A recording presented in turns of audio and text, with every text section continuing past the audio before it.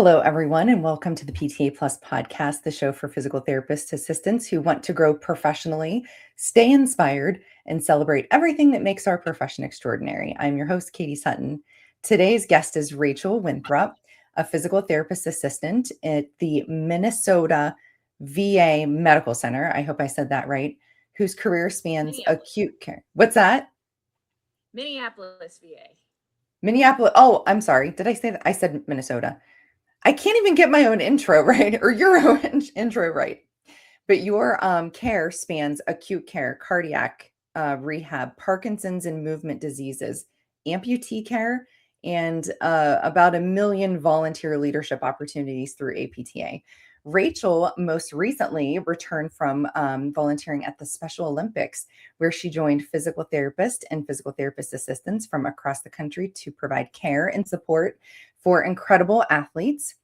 She is the recent recipient of the Long-Term Service Award for Minnesota, and that's only the third PTA who's received that award. So this is very, very special. And also a recipient of the APTA Challenge Coin, which is really cool. And I'm excited to talk a little bit about that. So if you've ever wondered how volunteering can shape your career, or if you've thought, I'd like to do something, but I don't really know where to start, this is the episode for you. Rachel, welcome to the show. Thank you. So before we get started, I have a couple of sponsor shout outs that I need to do. Today's episode is brought to you by MedBridge and SPRY. So if you're looking for an outstanding continuing education, patient education resource, and clinical tools to help you become an even better clinician than what you already are, check out MedBridge. I have an affiliation link that is in the show notes. You can use promo code PTA Plus to get your discount today. And if you're interested in modern clinic management software designed specifically for rehab professionals, visit my website for SPRY at my partner page, and you're going to see all of the really cool tools and resources that SPRY has for physical therapists and physical therapist assistants. If you want to learn more about how AI is being integrated, SPRY is the place to go to hear more information about that. So thank you to MedBridge and SPRY for supporting PTA Plus. Rachel, let's get started. First, all right. Congratulations. I mean, that's a big deal. Long-term service award. And that tells me that you've been doing service for a long time, right? Yeah, it was kind of interesting when I was asked, because I was nominated from the chapter from two of our past chapter presidents, and they reached out and said, we really think that you'd be great for this. And I said, have I really been doing this that long? And they're like, yeah, it's almost been 20 years that I've been a member. So it's just, time flies when you're having fun, right? Like, I don't even realize how long I've been a part of the chapter and a part of the association and just doing my thing because I love it. Yeah. So hey, and we wouldn't do this if it wasn't fun, right? A good friend of ours, Sana, she always tells me that every time we do summer, every time I'm kind of like, oh, I'm kind of starting to feel like, it's trudging through the mud. And she's like, listen, we have fun. We do this because we have fun too, So yeah, there's definitely work that's involved. But I mean, in all of these volunteer opportunities, there's fun. There's fun in building relationships. There's fun in making those connections. And to see the end result of the work that you do is very rewarding. So congratulations. And the challenge coin, that is, I love that you received a challenge coin. I don't know if everybody on the show really knows what that is. So do you want to give a little bit of a description about that? So the challenge coin is just, it's from the APTA board of directors, and it's just trying to show their appreciation and recognize members that show dedication, leadership, volunteerism, whatever it is. But it has the mission of APTA engraved on it. And it means a lot because it's the board of directors noticing that, you have a commitment to the association and the physical therapy community. And so that was really very special. And I received that after Special Olympics from Kyle Covington. So that was really very nice. So, Well, if it was up to me, which it's not, but if it was up to me, you would have already had 10 challenge coin awards because I mean, I've been watching you work with PTAs in the PTA caucus and council for years. So you were actually one of the first people that I really kind of connected with when I was trying to get involved because I applied for a position. And I remember the first conversation that we had. You were on nominating committee, I think. And I reached, or I think yes. I applied and you reached out to me and you were like, well, this is kind of a very unique way of like getting into leadership, but come on, let's give it a try. Yeah, So yeah, I remember exactly. you were so kind to me and you were like, let's do this thing. So that was a long I time think ago. everybody needs that to whatever it is you want to do. You just got to have that in. And Yeah. I was very excited that you were willing to take that opportunity. Not a lot of people are willing to to do that right off the bat. So that was great. I appreciate that you were willing to do that. Well, the interesting thing, and I do talk about this on the show a good bit, is like failure. Like I didn't win. So, like I didn't win the election of which I was running for. And that's okay because there was so much learning and growth that goes along with taking an opportunity like that. So I always tell people like say yes to opportunity, explore it, try it. It's not always going to shake out the way that you want it to, but you're still going to discover something about yourself along the way. So failure is okay too. But look at where you've come since that one opportunity. Mhm. Yep. Like you've done so much from that one moment. And yeah, I think you learn so much and you make a lot of connections. Mhm. That whole process of running for a leadership position, you meet a lot of people.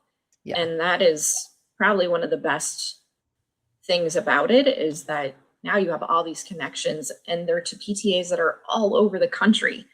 Right. So I like to say I have family all over the country Right? because I I know know. PTAs literally everywhere. Yeah.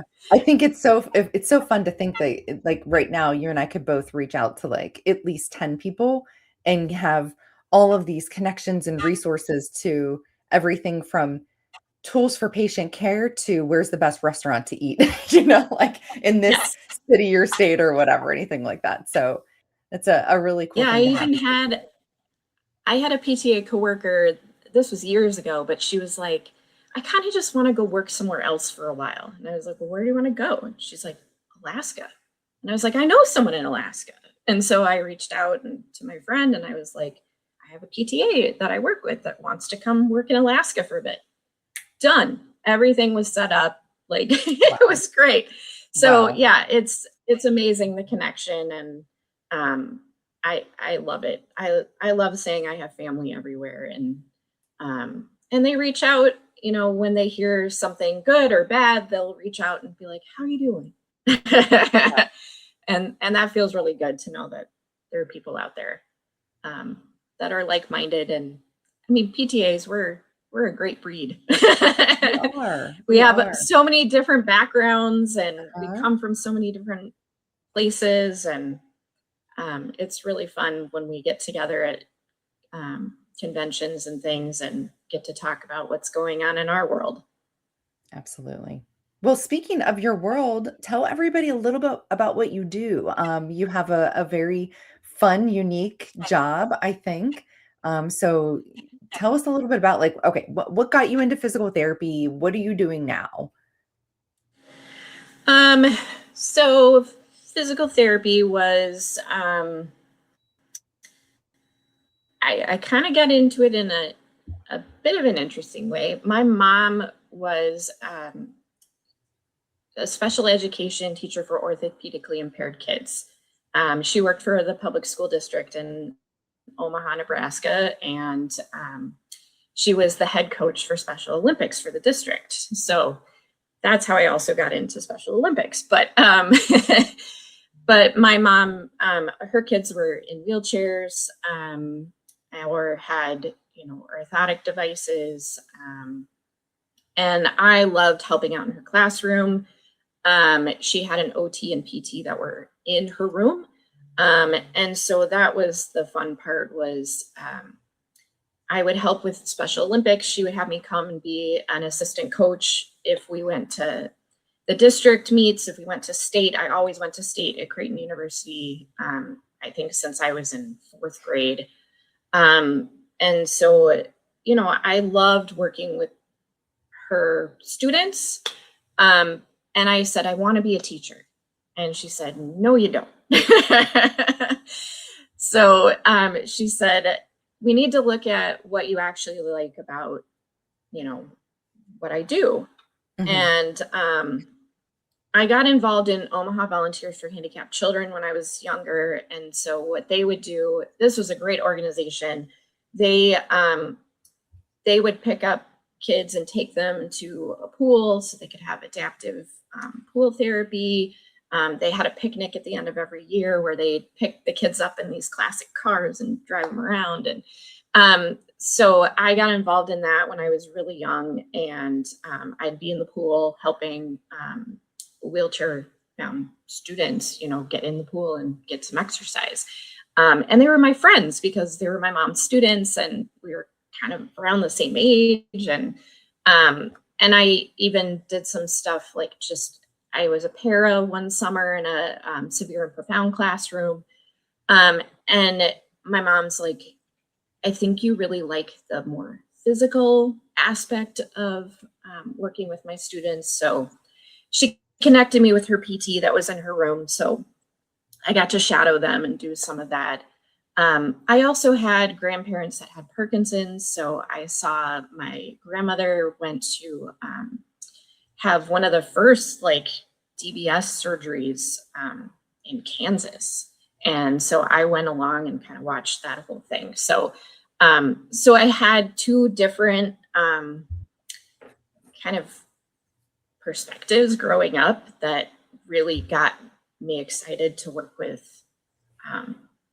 in physical therapy. So that's kind of where I got bitten by the bug really early, and I knew I wanted to work in PT, and so that was how I went. I went to the University of Wisconsin-Madison. I tried to do kinesiology, but I really just liked biological sciences. So I majored in biology, zoology, and, then went to, where did I go there? After Madison, I went home for a while. I took some of my prerequisites for PT school, and I actually applied to PT school, and I did not get in, and I got waitlisted and different things. And what was interesting was St. Kate's, when I went and met with the PT program at St. Kate's, I was told by the program director, I think you'd be really great in the PTA program. And really? I didn't know anything about it. I knew nothing about the PTA program. And so that started me on the journey of actually looking into it and seeing what it was all about. So it's so interesting to me, all these precursors that were already happening in your life, you already were volunteering and all these things. And, it's I don't know, there's this buildup, right? Yeah, exactly. That's how it felt. And then I got into St. Kate's for PTA school, and that was probably one of the best things that happened, because I ended up meeting, Holly Clinch and Jessica Scholl, they were my instructors, and it was so I not only learned about physical therapy, but I also was really excited to be involved in APTA because I saw my instructors, very involved and very, well, I don't know, very excited to be on every committee. Yeah, I don't know if you could have much better example of being involved between those two, right? I actually just interviewed Holly and Jess not that long ago. Yeah. I know, they're so great. And Holly always kind of jokes about it that she was my teacher first, but then became my friend, and now she's my colleague, and like, so it's really fun to see that evolution. But I just adore them. They're so great in everything they do. Like what they're doing for PTA education is just spectacular. So I got involved in APTA as a student. I was on the student SIG. And I think from what I was told, I was the first PTA to be on the student SIG board for Minnesota. So that was Wow. really fun. Yeah. And yeah, I liked kind of breaking down barriers. I was like, I'm the first to do Yeah. that. Good. I like people who break down barriers. And now the best thing about it though is I am not the last. Like now there's tons of PTAs that are involved in every aspect. And so that is really exciting for me to know, like I was there in the beginning and now it's just taken off, right? Yeah. So yeah, I graduated from St. Kate's and I worked at a Bethesda hospital in St. Paul. It was a long-term acute care hospital. So I worked brain injury, respiratory failure. People were there for a very long time because most of them were ventilator dependent when they came to us. So we worked on lots of, I think the front of the building always said, we reinvent lives. And I think that was truly what we did because when they came to us, they were definitely not in good shape. And we got to see them start to walk again, talk again, eat food, like it was a really exciting environment to be in. And that's where I ran into Jan Haley, who PTA, and she just inspired me. She was a mentor to me at work, and she was also very involved in APTA.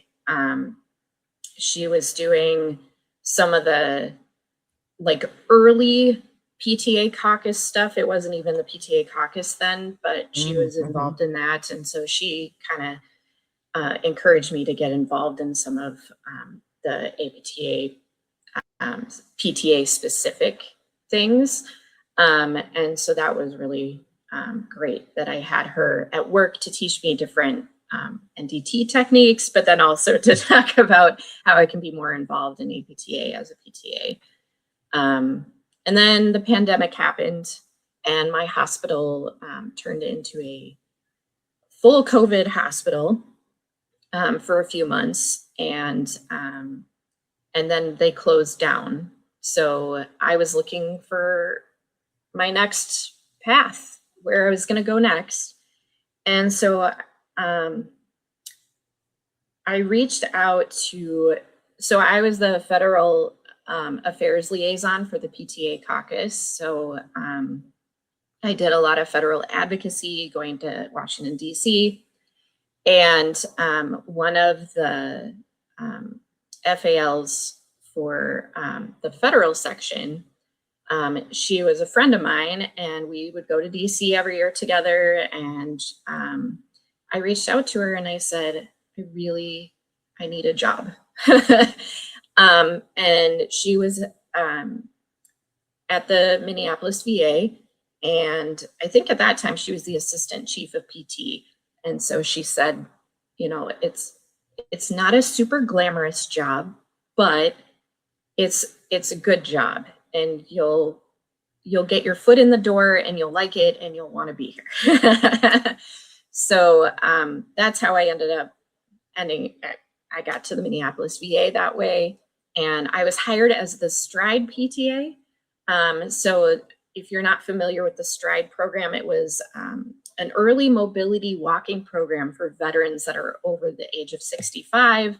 They were hospitalized for some reason that they needed to be there for, whether it's chemo treatment or, they were just having a workup for cardio or whatever it is. But they wanted to return back home.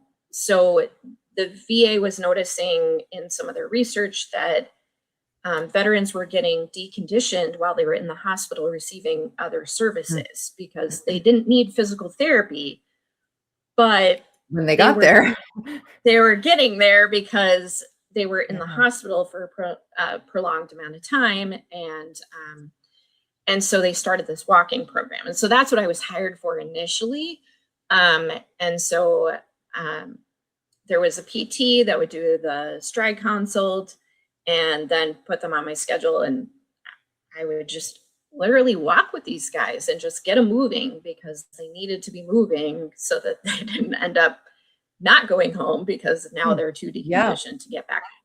So that's how it started. And that's why I think Amanda told me it's not very glamorous, but you know, it's a foot in the door. And so then I was doing acute medicine and stride and just helping our veterans stay active and hopefully get back home. And so I've been there since 2021 now. So 5 years. Congrats. That's a good, It really does sound like you like it, right? Well, I've gotten into so many different areas of the hospital, and so that's been fun. Because I was at a long-term acute care hospital before, I did a lot of wound care. And so I ended up volunteering for the pressure injury committee at the Minneapolis VA. And so I'm one of there's 2 PT representatives on this interdisciplinary pressure injury committee throughout the hospital. So I get to do that. And, you know, that on top of my things that I had that you did. When I know. I do all kinds of things. Yeah, well, and I mean, you wear a lot of hats at the clinic. So kind of break down, like, because I mean, like, you're telling me more that I didn't even know. So like, break that down a little bit. Like, what are all these different categories and patient populations that you work with? So the Minneapolis VA is a huge medical center. We kind of joke that it's a small city. And it is. I mean, there's so many different areas of the Minneapolis VA. And then, you know, acute medicine is one part of it. There's several acute wards, obviously, and there's ortho and different areas of acute medicine that you can work. So that's where I was initially put. And then I think the way it evolved was they needed some help in cardiac rehab. So then my schedule kind of shifted a little, that I was cardiac rehab in the afternoons. So I was acute medicine in the morning, cardiac rehab in the afternoon. Wow. And then, so that was a new one for me, but I really like it because, I mean, I worked with, at my previous hospital with transplant patients. So I worked with LVADs and, you know, different cardiac patients, but also pulmonary, you know, lung transplants and things like that. So this was, you know, I was working in the acute part of things, and now this was outpatient. So it was kind of like that, the continuum of care, right, where PT works. And so St. Kate's asked me to record some lectures on cardiac rehab for the PTA program. So I started working in cardiac rehab, and then I started teaching PTA students about cardiac rehab. So of course you did. It's such a fun evolution. Add and that then to your recently,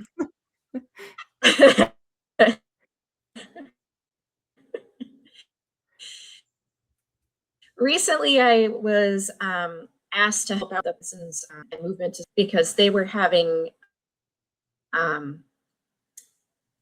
not issues, but like our veterans were exposed to Agent Orange, and there was a recent bill in Congress, the PACTA Act, that was supposed to help provide services, medical services for these veterans that had been exposed to chemicals and things while they were serving our country.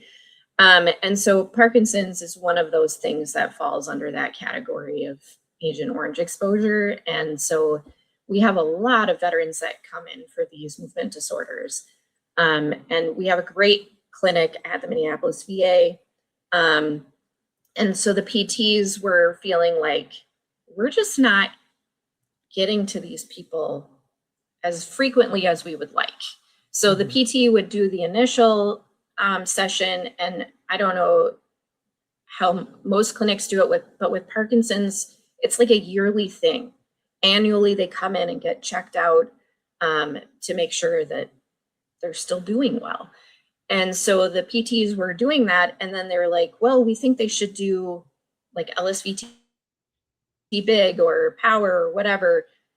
But those programs require that you're doing it on a regular basis, 4 times a week or, daily or whatever it is.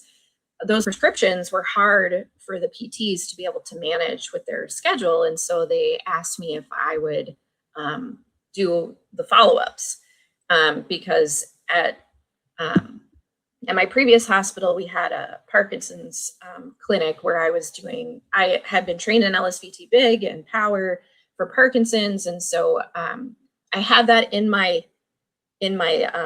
long-term memory vault back here. And so now I'm using it again. It's coming forward again. So now I have my own Parkinson's clinic 3 days a week in the mornings because I'm still in cardiac rehab in the afternoon. Right. And so now I get to work with our Parkinson's population.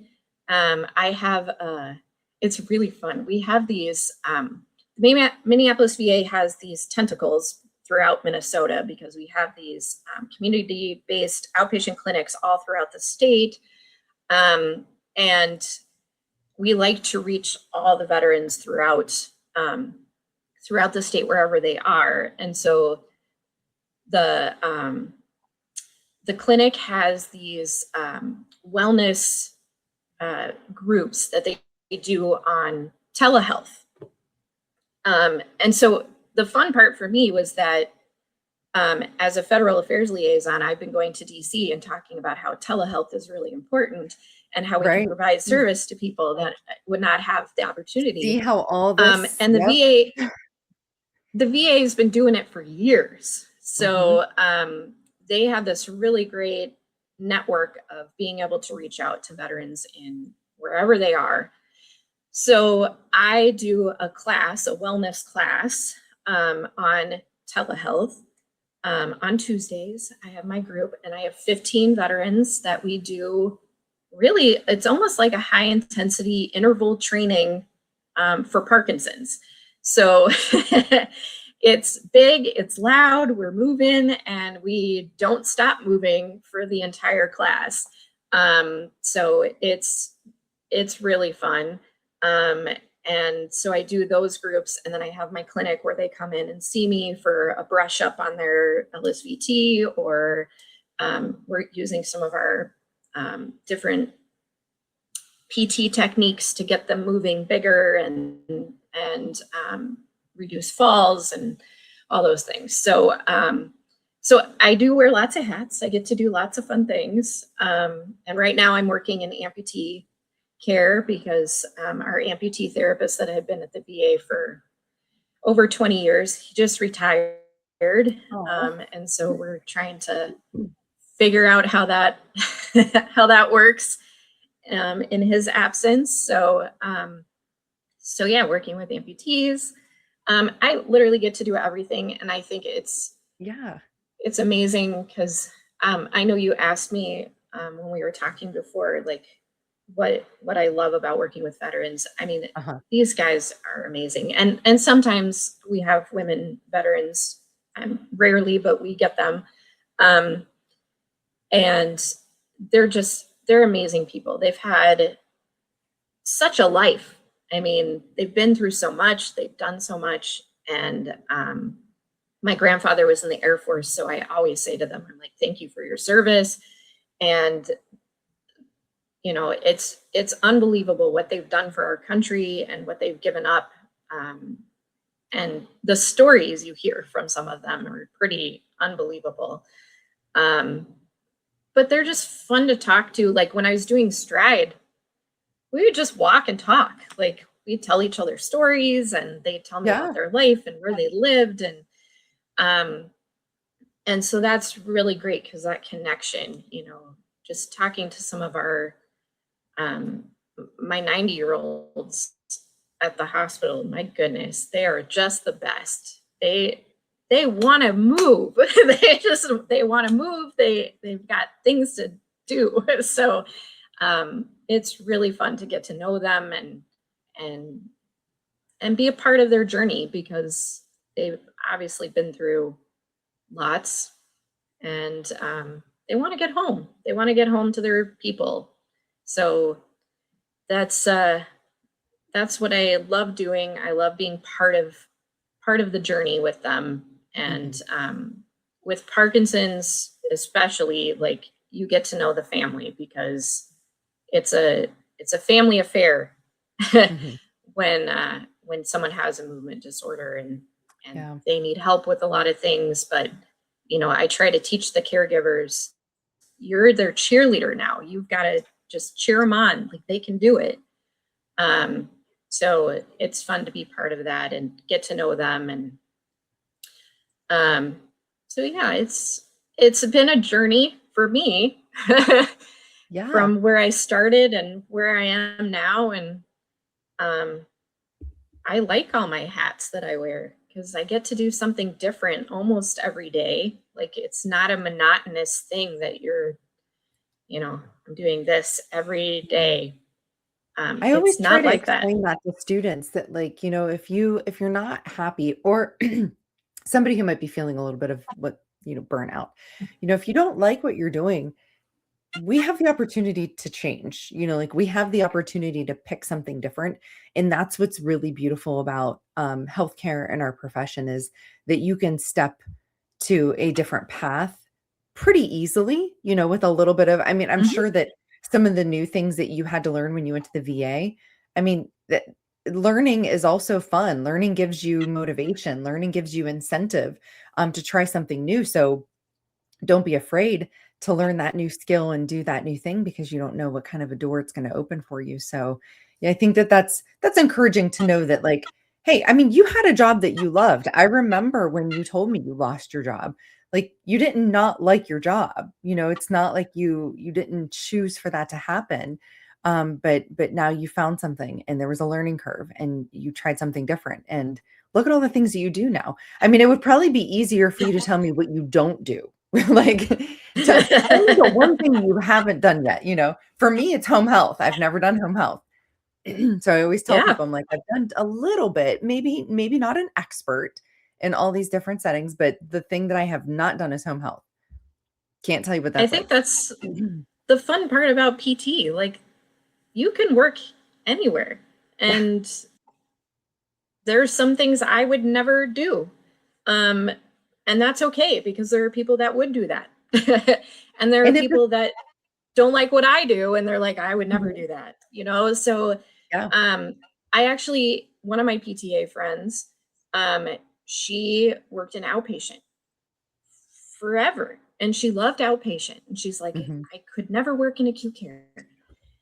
And she went back to school for DPT and she was doing her clinicals and she's like, I really like acute care. And I was like, yes. I was just going to say, I'm guessing now she's working in a hospital.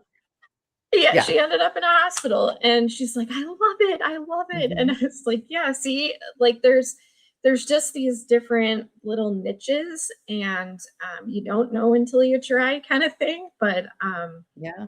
And if it doesn't exist, I try to create it. And that's, that's something that it's happened in my career. It doesn't happen all the time, but if you see a space where a PTA would be a great fit, just pitch it to them. Just pitch it to them. Like the worst they can say is no. And the best they can say is, yeah, let's give it a shot or let's try it. So like, there's a lot of spaces that I think we just haven't explored with yet that might be, places that we could tap into for PTAs. So Well, I know it's cliche, but they say you miss out on 100% of the opportunities you don't take, right? Yeah, Like you absolutely. just, if you don't take that chance, you never know. Speaking of And opportunities, sometimes I've been asked, yeah, yeah, sorry, I think we're having a delay here. I'm not sure exactly why, but oh, I think there might be a little bit of a delay coming through, but yeah, speaking of opportunities, you said yes to a big one. You went to the Special Olympics. So, I did. yeah, yeah. So, tell us a little bit Yeah. about what made you So say yes I, to that. I've been involved in Special Olympics since I was little. And I will tell you, while I was doing Special Olympics, this was the USA Games. So this was we had athletes from 50 states here in Minneapolis. Um, and I had done a lot of stuff, in my childhood with my mother and being involved in Special Olympics on a local level. And so when I was doing stuff here, I was sending messages to my mom and she goes, "You're making me so jealous. I want to be Oh, there." oh, So I I have done if you're not aware already, there is a thing called Fun Fitness, and that is part of Special Olympics, and you can get involved in that at your local level. And so that's what I've been doing here in Minnesota. I, I get involved in the Special Olympics Fun Fitness, um, and I've been doing that for a little while now. Um, and you can be involved as a student, and you can be involved as a PTA, and you can be involved as a PT. So it's really a great opportunity. And the last time I did Fun Fitness locally, we had a whole PTA program from Anoka Ramsey here that sent all their PTA students to help out at Fun Fitness. And so I got to work in the tent with them, and that was so much fun because I love when students are really excited and get involved in stuff. And so I was like, yay, students are here. So I've been involved in the local level, and then my chapter president, she said, APTA really wants to be a big part of this, be a big like sponsor of the games. So that was happening on the national APTA level. They were talking about um, how can we be involved? Because APTA and physical therapy had always been involved in Special Olympics, but they really wanted to make it a bigger commitment. And so they sponsored the games. And so this became a really exciting event. The APTA staff got really excited about it. The APTA highlighted Special Olympics as like a top 5 collaborative partnership. And so then they were collaborating with ESPN and, just getting really involved. And so then they asked for um, other members involved. So nationally, the APTA president, Kyle Covington, was involved. And then from the board of directors, we had Craig Johnson, who was president here in Minnesota back when I was doing stuff locally. And now he's on the board of directors. And so he was involved. He was taking pictures all weekend. It was so great. He was like, "I'm the cameraman." oh, And then Drew Contreras, APTA staff, he's the VP of Strategic Affairs. And so we had from the national APTA, we had that leadership. And then locally, it was myself, Kelly Roberts-Lean, and Pat Tarnowski. And we were asked to help encourage involvement because they needed something like 300 volunteers locally to keep the games going. Like they needed volunteers everywhere, but specifically they wanted PT profession. So students, PTAs, and PTs. So they asked me if I would be involved because I had just, I'd been on the board of directors here in Minnesota for 6 years, and I had just rolled off the board. And so the president was like, I think this would be good for you. You had free time. So I was like, yeah.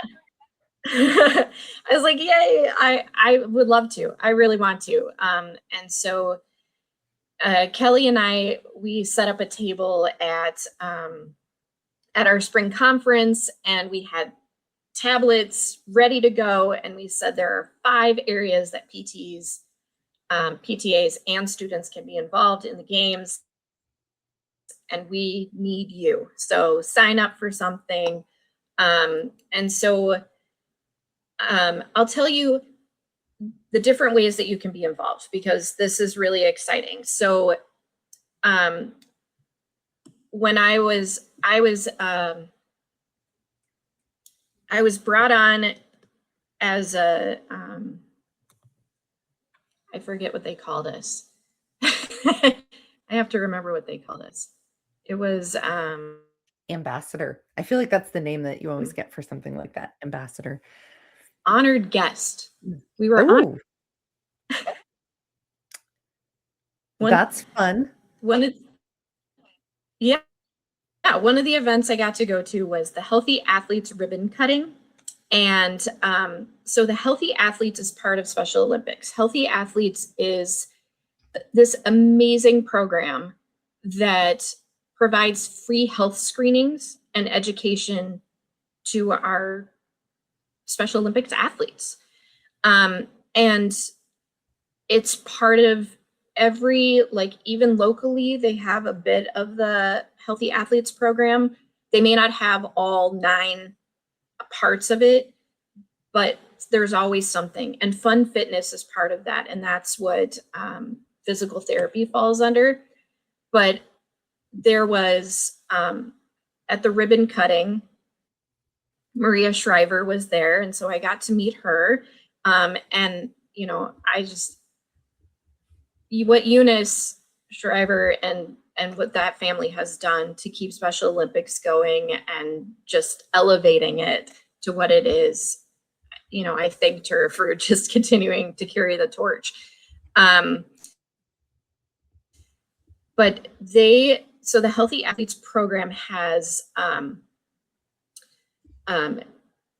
like a physical screening. They have what they told us was they created these names for them so they don't sound like medical things. So they call it MedFest is your physical exam, and opening eyes was vision. And so they had all of these eye screenings going on, and they had glasses that, you know, athletes could get new glasses right on site at the games. Healthy hearing, so they'd get a hearing check. Some of them got hearing aids right there. And wow. At the ribbon cutting, one of the athletes that was there, he said, you know, he got his hearing aids when he was competing in the games. And he's like, I get to hear everything now. And it's so great. And we heard an athlete say that, you know, she won an award, she won a medal. And they said, you know, you've always done this race, but you've never won a medal. And she said, well, I couldn't see. And so I followed the person in front of me. So I just followed them. And so she never won a medal because she was always following somebody. And then she went to opening eyes and got glasses, and she's like, now I can see, so I don't have to follow anybody. Oh, that's awesome. I love it. So that was really fun story. They have special smiles. So that's dentistry. And they'll get a dental check and get their teeth all checked out while they're there. They do healthy promotion. So that's talking about nutrition, wellness, kind of things. Strong Minds was emotional health. So when we went down there, they were teaching them yoga and breathing techniques and, you know, different things. Fit feet was podiatry. They said that really a lot of them were wearing the wrong size shoe because maybe they need a wider shoe. And so they ended up getting a bigger shoe size instead Mm. of a wider shoe size. And Wow. so then their shoes didn't fit right. Hmm. And so podiatry was checking them out. And so we had PTs and PTAs that were in the fit feet area too, because they were doing some of those screenings for fit feet. And then there was fun fitness. So that's PT. And we had so much fun. It's 4 different areas when you do fun fitness. They do a strength screening, balance screening, flexibility screening, and aerobic conditioning screening. So when I volunteered for the games, I did aerobics. And so I did the 2-minute step test with the athletes. And you would think they would be like, why do I want to do this? Why, if I go to vision, I get new glasses. And if I go to fit feet, I get new shoes, like, why would I come and do 2-minute step test? But they were just so excited to like compete against each other. So then they were cheering each other on too. Yeah. So, one athlete would be doing it and the other would be there. You can do it. You can do it. Keep going. Keep going. And so it was really fun. And we do these screenings with them, and then they'd go and sit with there were a couple of PTs, PTAs, students that were sitting at a table that would do like a data analysis, but basically they were coming up with an education piece for them to take with them. And so then we teach them some exercises that they could do. Like if they found on their flexibility screening that they needed to do like a hamstring stretch. So they teach them how to do a hamstring stretch or calf stretch. And so then they got to take that with them.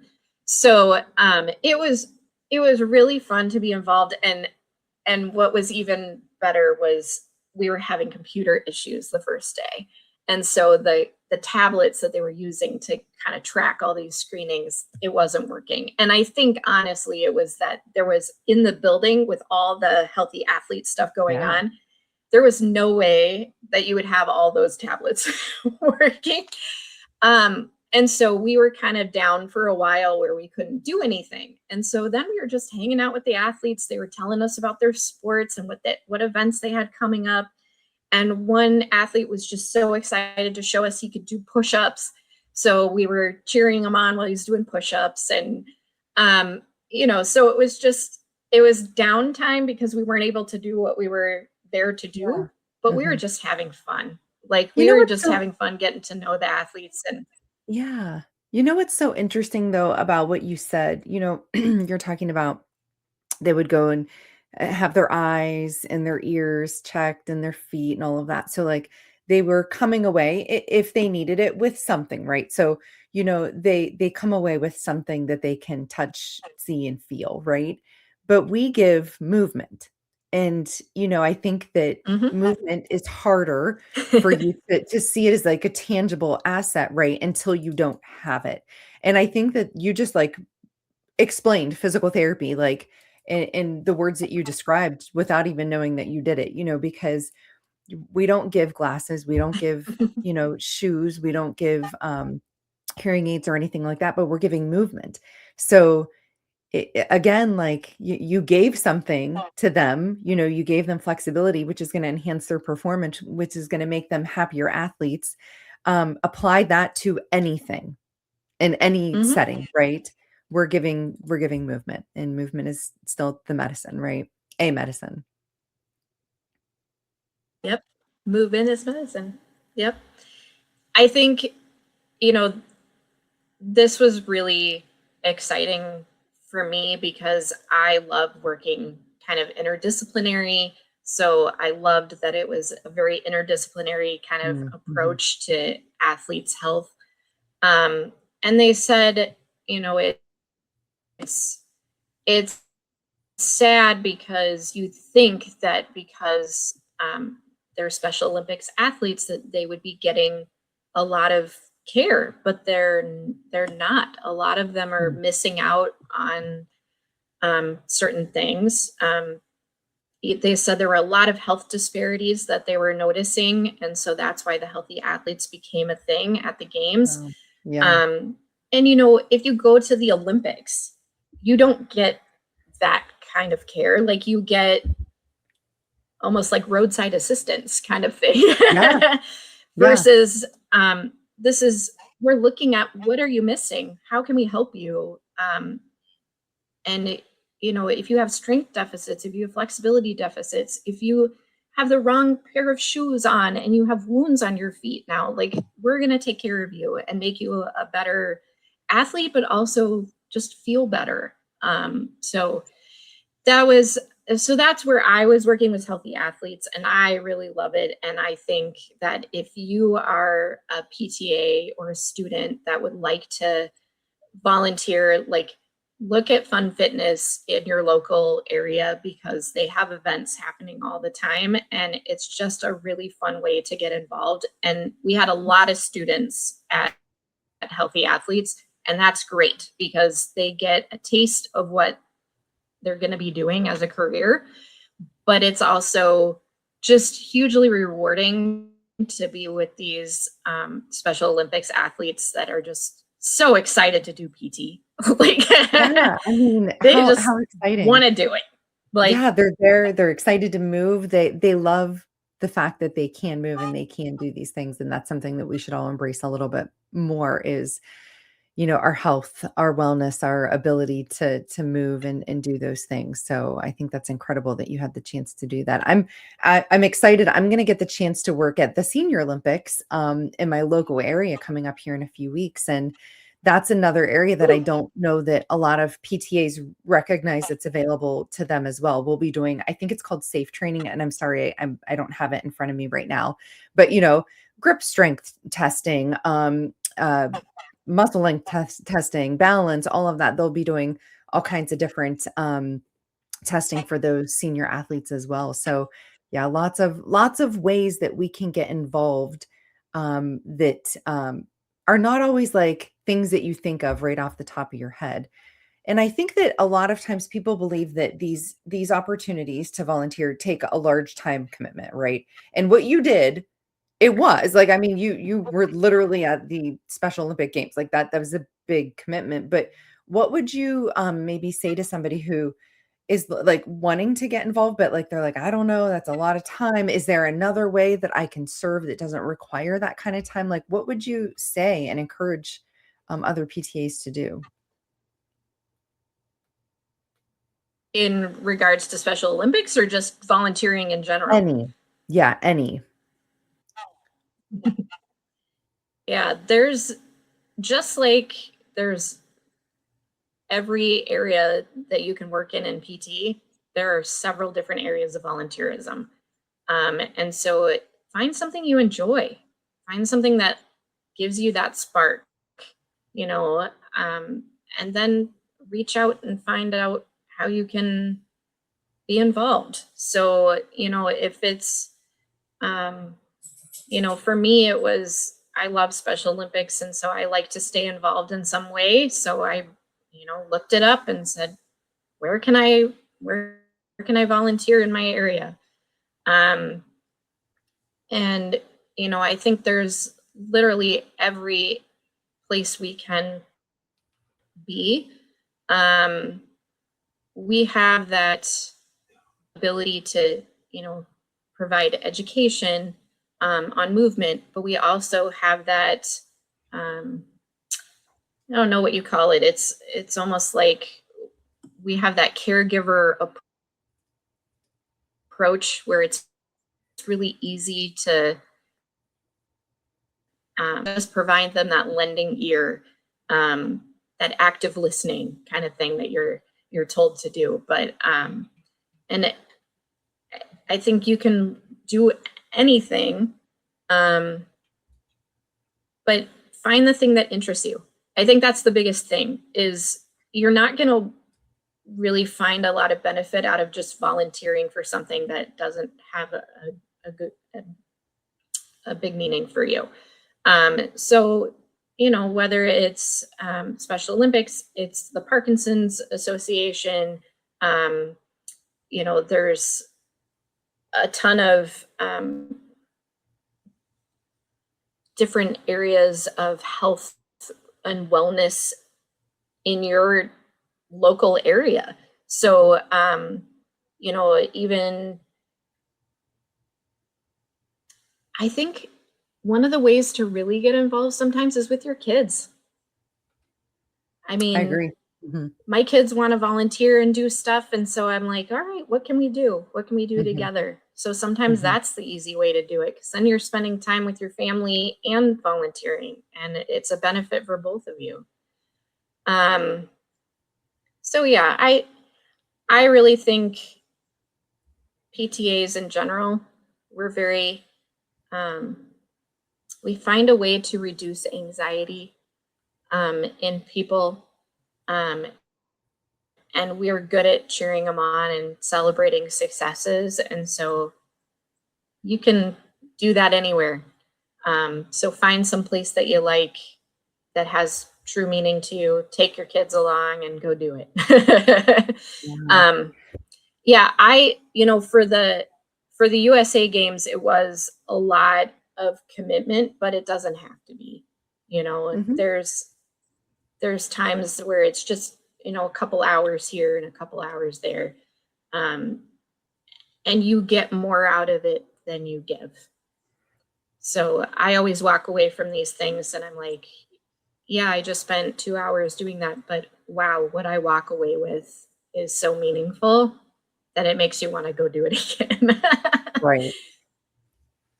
So what is something that, has influenced your career, because of volunteering? Like, is there anything that you can walk away from that and go, "That made me a better clinician," or, how has it influenced your career doing volunteer opportunities? um, I think one of the PTs at Healthy Athletes, she kind of said it best. Like, you you get into your role as a PTA, and sometimes you just need that thing that kind of lights your fire again. And she said Special Olympics does that for her, and I would agree. Like, any volunteering thing that I've ended up doing, um, like I said before, I get something out of it. It makes me feel like um, I'm representing not just myself, but physical therapy profession. Um, and if people have that positive experience with a PT or PTA, and then they can tell their friends, like, hey, I really had a great time with my PT, or there was a PT at this thing, or, it elevates our profession. Um, and, you know, I should go back to when I was on the PTA SIG for Minnesota. I volunteered to run the Toys for Tots program. Mm. I mean, it Mhm. was just a thing that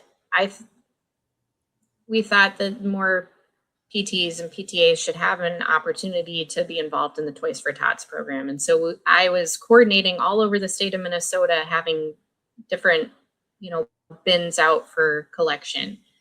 Um, and so it's something simple, and it seems simple, but if you think about it, like, it was our profession coming together to provide happiness to children that may not otherwise get that. So you walk away saying, yeah, that took a little bit of my time, but wow, I got something out of that. And it didn't really have anything to do with PT. It Mhm. just, Mhm. it brought our clinics across the entire state together, because they all were involved in something similar and trying to, collect toys. So it was it was a collective thing with PT and PTAs, but it wasn't PT related. But Mhm. still, like, it's doing it's doing something for the community. And I know that's the mission of APTA as well. Like, we're transforming society. Mhm. We're trying to provide something for the community as a whole. And so I just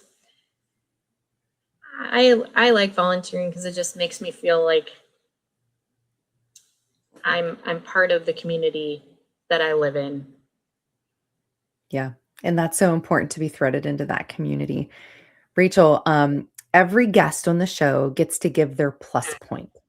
So a plus point is your opportunity to, if you have a couple minutes to speak to every PTA in the country, like the thing that you wish that they would know, or the thing that you would like to like tell them, or the piece of advice that you want to give them. So like this is your soapbox opportunity, or to your opportunity to start a little fire somewhere. So what would you say is your plus point?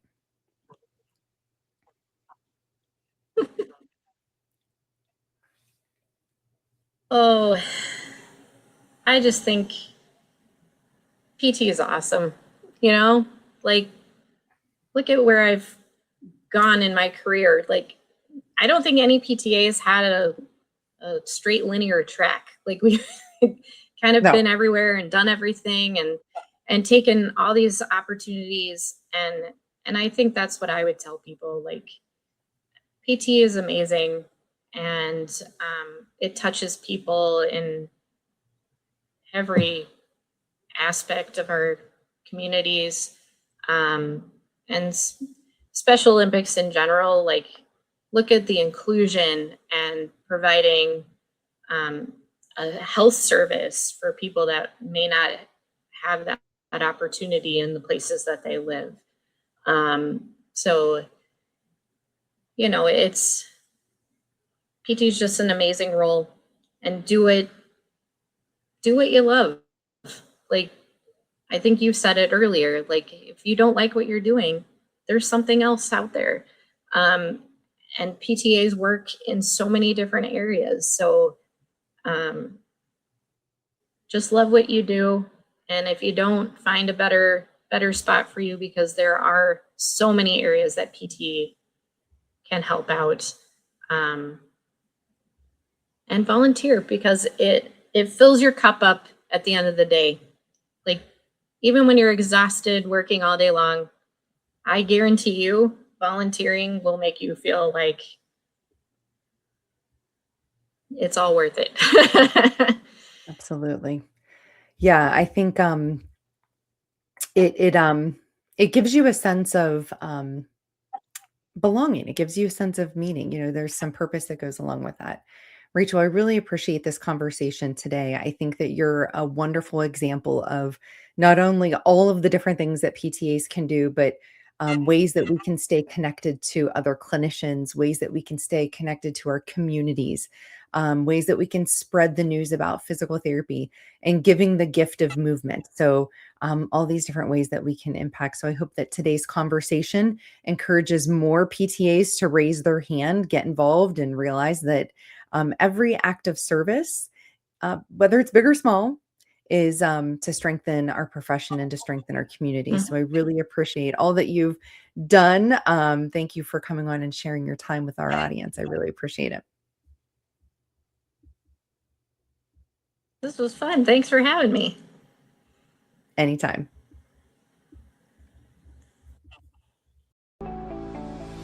Thanks for listening to PTA Plus, the podcast for PTAs by PTAs.